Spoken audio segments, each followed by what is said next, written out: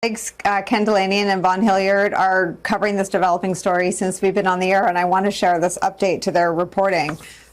They report that Deputy FBI Director Dan Bongino is considering leaving his job after this heated confrontation with Attorney General Pam Bondi over his frustration with how the Justice Department has handled the Jeffrey Epstein files.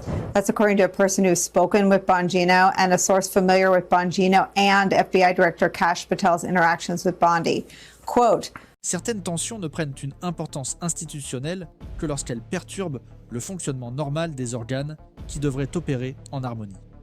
Fin décembre 2025, des sources ayant un accès direct aux hauts responsables du ministère de la Justice ont révélé que le directeur adjoint du FBI, Dan Bongino, avait menacé de démissionner après un différend jugé inhabituel avec la procureure générale Pam Bondi.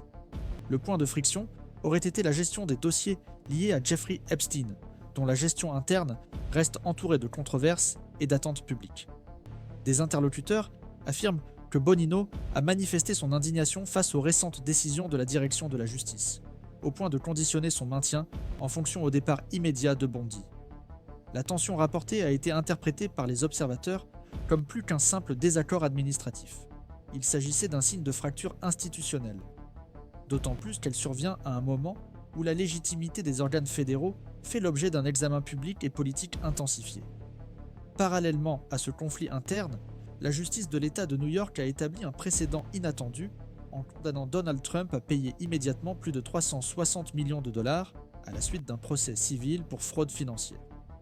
Cette décision, rendue sans avertissement préalable quant à la possibilité d'une négociation, a contredit les attentes de la défense, qui pensait qu'il serait possible de conclure un accord de paiement échelonné. L'imposition du paiement intégral, sans possibilité de report, a marqué un changement d'attitude procédurale qui a surpris même les analystes expérimentés, habitués à voir ce type de procédure s'étendre sur plusieurs années. L'ordonnance comprenait également un avertissement, selon lequel toute manœuvre visant à dissimuler des actifs ou tout manquement intentionnel pourrait entraîner des mesures coercitives typiques des affaires pénales, y compris la possibilité d'une peine d'emprisonnement pour outrage. L'impact de cet épisode ne s'est pas limité au montant en jeu. La Cour a réaffirmé que Trump avait de manière répétée gonflé la valeur de ses biens immobiliers afin d'obtenir des avantages auprès d'institutions financières. Une pratique qui, selon le dossier, a été adoptée en toute connaissance, de cause et de manière délibérée. La révision effectuée par la Cour d'appel avait réduit le montant des dommages-intérêts, mais avait maintenu intacts les fondements de la condamnation initiale. La conséquence juridique centrale, la reconnaissance formelle d'un comportement frauduleux, a été préservée. Cela a fait que l'exigence d'exécution immédiate de la décision a pris un caractère non seulement technique, en refusant à la défense le délai habituel qui atténuait généralement l'impact pratique des sentences. L'affaire a pris une importance supplémentaire car elle transcende le domaine financier et empiète sur la sphère de la représentation politique. Trump, dont l'image publique a toujours été liée à l'idée de réussite entrepreneuriale, se voit désormais contraint de répondre d'un jugement qui compromet directement ce récit. Et ce qui intensifie la pertinence du moment, c'est la coïncidence avec les rapports faisant état de tensions internes au sein du FBI.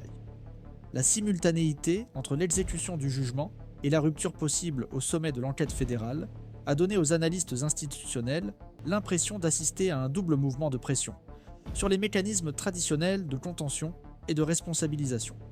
D'un côté, un tribunal d'État refuse tout report supplémentaire pour un président condamné pour fraude. De l'autre, l'un des plus hauts responsables de l'appareil d'enquête du pays menace de démissionner parce qu'il désapprouve la manière dont une enquête sensible a été traitée. À ce jour, il n'existe aucune preuve d'un lien direct entre ces deux épisodes, mais leur effet combiné sur la perception publique des institutions est indéniable. Alors que la justice étatique se montre intolérante envers les stratégies dilatoires, le noyau du FBI semble divisé quant à la transparence et à la cohérence des procédures internes. Cette juxtaposition de signaux, l'un provenant de la sphère judiciaire, l'autre de la sphère investigative, renforce l'impression que le fonctionnement des institutions traverse une phase de stress simultanée. Sans issue visible pour l'instant, l'affaire Bongino, même si elle finit par se résoudre sans rupture, a déjà suscité des questions sur la cohésion interne du système qui devrait garantir l'intégrité des enquêtes. Et l'ordonnance judiciaire contre Trump, en rejetant toute négociation, marque un tournant dans la manière dont l'autorité judiciaire est appliquée à l'égard des personnalités publiques fortunées. La pertinence de l'épisode impliquant Dan Bonino et la procureure générale Pam Bondi est mieux comprise lorsqu'on la replace dans le contexte récent des tensions entre le FBI et le ministère de la Justice concernant la gestion des dossiers liés à Jeffrey Epstein.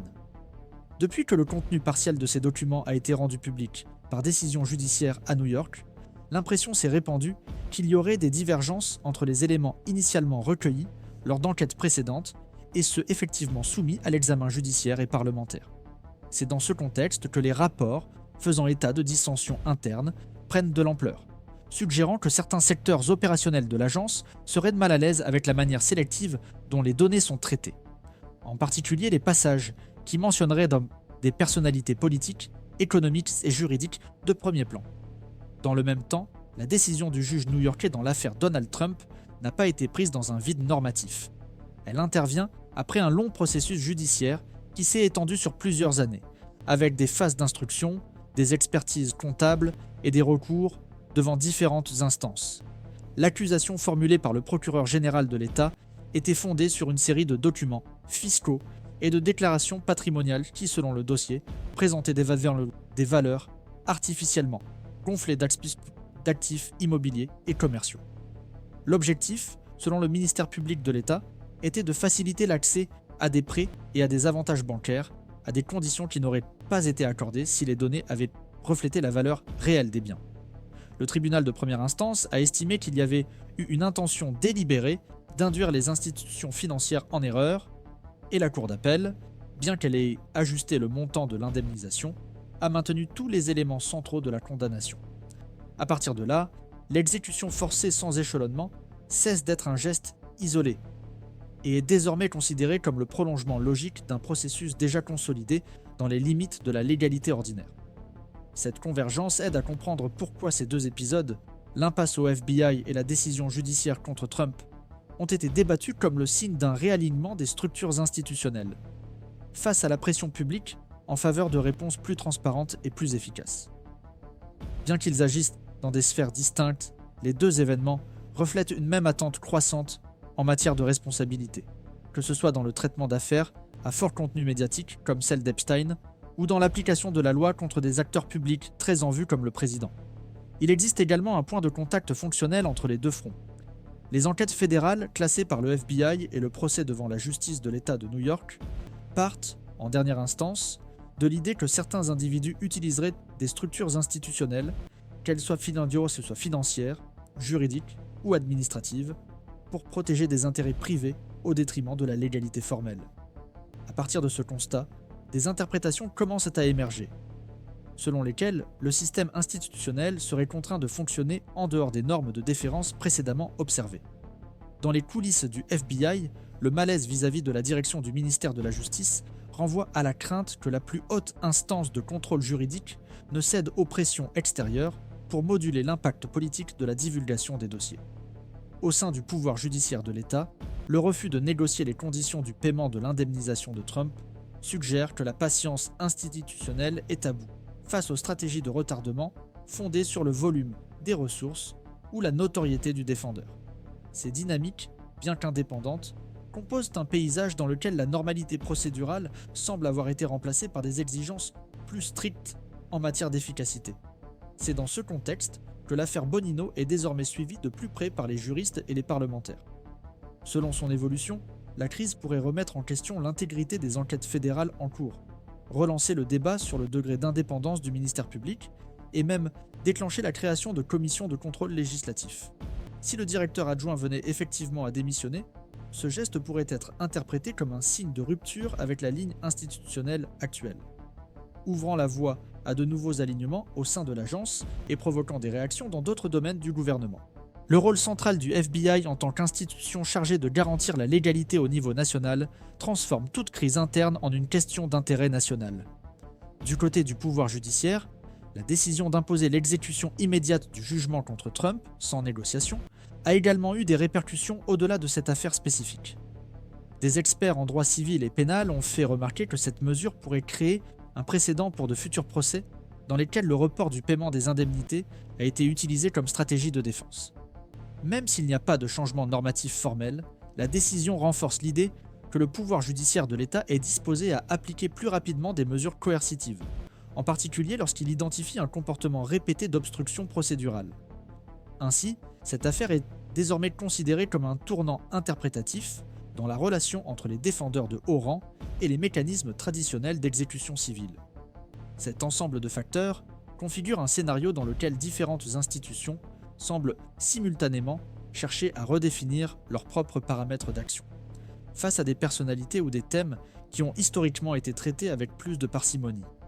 La tension, cependant, ne réside pas seulement dans les affaires elles-mêmes, mais dans l'interprétation publique, selon laquelle certaines autorités s'efforcent délibérément de restaurer l'autorité institutionnelle dans des domaines où elle était remise en question. L'imbrication entre la responsabilité juridique et la crédibilité des enquêtes élargit la portée du débat et prépare le terrain pour des disputes interprétatives plus profondes, qui commencent déjà à se dessiner à l'horizon législatif et des médiatiques. Alors que les répercussions des deux événements, l'impasse entre Dan Bonino et Pam Bondi et l'injonction judiciaire de paiement immédiat contre Donald Trump, continuent de se faire sentir dans les milieux juridiques, politiques et d'enquête. Les analyses se multiplient sur ce que ces événements révèlent de la situation institutionnelle actuelle aux États-Unis. En ce qui concerne le directeur adjoint de l'Agence fédérale d'enquête, certains experts estiment qu'il s'agit d'un épisode isolé, résultant de conflits internes sur la méthodologie et le commandement, sans effet durable sur la structure organisationnelle. Selon cette vision, il est prématuré d'associer le mécontentement de Bonino à une crise institutionnelle plus large, car les frictions entre les différents niveaux hiérarchiques et les conflits d'orientation sont relativement courants, et souvent résolus par des remplacements stratégiques ou un réalignement des priorités. Pour ces analystes, le système est encore capable d'absorber ce type de tension sans compromettre son fonctionnement. Cependant, l'interprétation opposée, qui considère la manifestation de Bonino comme le signe d'un problème plus profond, gagne du terrain. D'anciens membres de la communauté du renseignement et des experts en gouvernance juridique ont souligné que le niveau de rupture révélé à un niveau aussi élevé de l'agence, impliquant précisément l'un des dossiers les plus sensibles de ces dernières décennies, met en évidence un conflit interne sur les paramètres d'intégrité et d'autonomie des enquêtes.